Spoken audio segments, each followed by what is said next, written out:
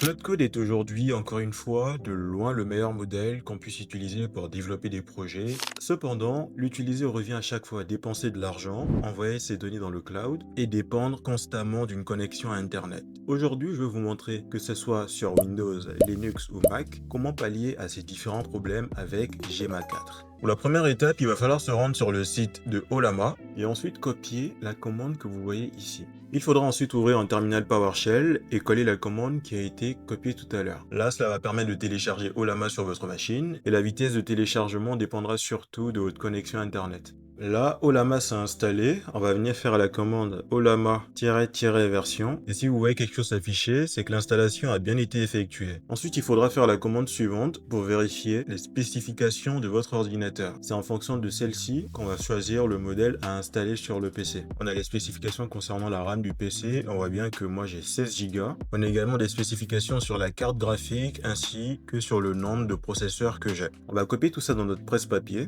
Là, ce que nous allons faire maintenant, c'est vérifier quel modèle installer en fonction des spécifications de notre ordinateur. Et pour cela, j'ai préparé un prompt où je demande à Claude d'utiliser le site officiel de Gemma 4 pour vérifier les configurations de l'ordinateur afin de voir quel modèle Gemma 4 installer sur mon PC. Je vais remplacer votre configuration par la configuration que j'ai copiée tout à l'heure et lancer la requête. Je précise que vous pouvez aussi bien utiliser Claude que ChatGPT ou n'importe quelle autre IA pour faire cette tâche. Pour ma part, je préfère utiliser Claude que je trouve beaucoup plus précis. Claude m'a donné son avis. Pour lui, je devrais utiliser le modèle Gemma 4 E4B et il m'a également donné la commande que je vais copier. Dans votre cas, il faudra utiliser la commande que Claude donnera par rapport au modèle qu'il juge le plus pertinent pour votre ordinateur. On va retourner dans le terminal et là, je vais juste coller la commande en faisant Olama Run Gemma 4 E4B. Donc là, l'installation s'est terminée. Pour vérifier que ça a bien été installé, il faudra faire la commande suivante. Si vous voyez quelque chose s'afficher comme ça, c'est que le modèle a bien été installé et qu'il est bien présent sur votre PC. Et si vous, au contraire, vous ne voyez pas cette ligne apparaître, il faudra simplement faire Olama Serve. Donc là, il tourne. Je vais juste lui demander quel modèle il est. Et comme je précisais, la vitesse de réponse dépendra de vos performances. Donc là, il a bien répondu qu'il est un grand modèle linguistique développé par Google DeepMind et qui fait partie de la famille des modèles à poids ouvert. Ça, c'est parfait. Maintenant qu'on voit qu'il est bien opérationnel, on va pouvoir le fermer. Et on va maintenant installer Claude Code. Pour installer Claude Code, on a besoin de deux choses, Node.js et Git. On va se rendre sur le site de Node.js, cliquer sur Get Node.js, on va télécharger l'installeur Windows. Il faudra ensuite procéder à l'installation. On va également se rendre sur le site de Git, cliquer sur Install for Windows. On devra revenir dans le terminal et faire node-version. Si ça apparaît, c'est que vous avez bien réussi l'installation. Et idem, on va faire git-version. Git est également bien installé. Une fois que tout ça sera fait, on va maintenant installer Claude Code avec la commande npm install-g @anthropic-ai/claudecode. Il faudra vérifier que l'installation est bien complète en faisant Claude. Et là, vous verrez que Claude Code va se lancer.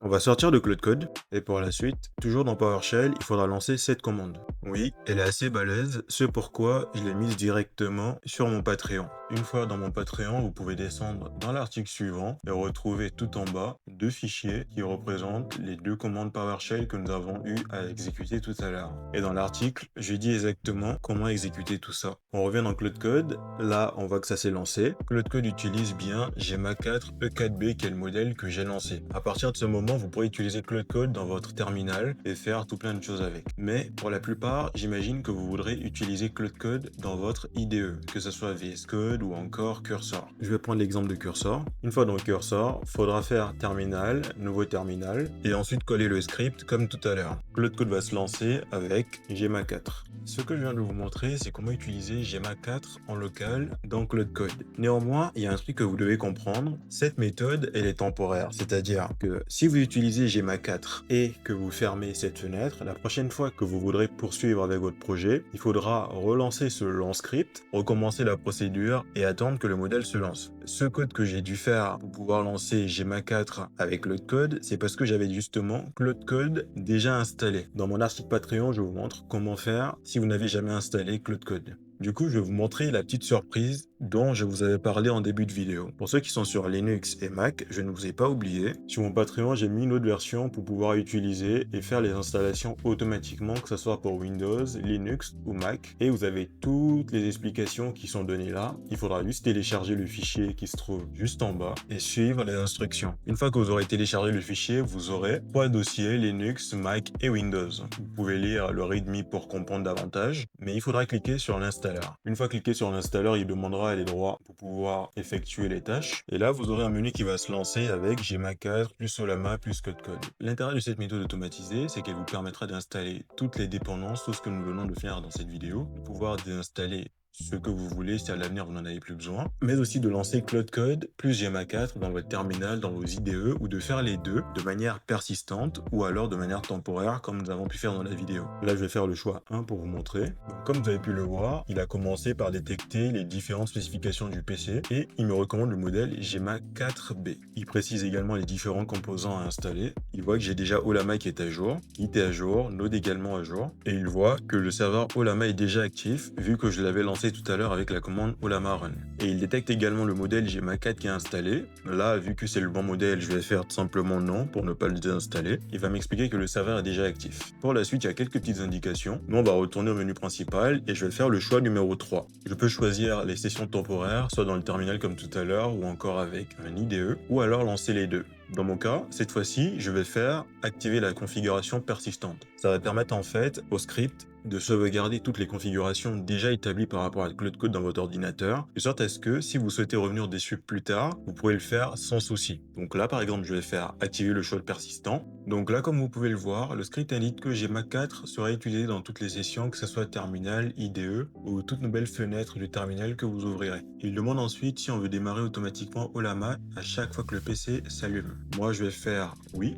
Et là, il y a Cloud Code qui va s'ouvrir. Et on voit bien que c'est GMA4 qui est utilisé ici. Là, je vais fermer cette fenêtre et je vais ouvrir Cursor par exemple. La méthode que je vais utiliser, c'est la même méthode qui fonctionne avec VS Code ou encore tout autre IDE. Il faudra aller dans le store, chercher Cloud Code, prendre Cloud Code pour Windows développé par Anthropic, l'installer. Et une fois que c'est installé, il faudra aller dans la barre de recherche et écrire Cloud Code Open in a new tab. Et quand vous ferez /modèle, vous verrez que ce sont les différents modèles de GMA4 qui sont présents. Et si je lui écris ici quel modèle es-tu, il répond qu'il a un modèle de langage entraîné par Google. Donc comme vous pouvez le voir là, ça marche très bien. Je vais fermer à présent Cursor et je vais ouvrir mon terminal. Je vais faire Cloud, là on voit qu'il y a marqué au plus 4.6. Je vais faire /modèle et là vous pouvez voir, j'ai les différents modèles de GMA que je peux utiliser. Encore une fois, j'ai mis dans la description le lien pour l'installeur afin que vous puissiez vous situer facilement. Et si vous voulez accéder à d'autres ressources gratuites, n'hésitez pas à vous rendre sur mon Patreon, j'ai fait pas mal d'articles, de publications pour montrer différentes choses. J'espère en tout cas que la vidéo vous aura plu, n'hésitez pas à laisser un pouce bleu, à dire dans les commentaires ce que vous avez pensé de cette vidéo. Et si vous souhaitez avoir RunwayML pour pouvoir faire une génération de vidéos ou d'images avec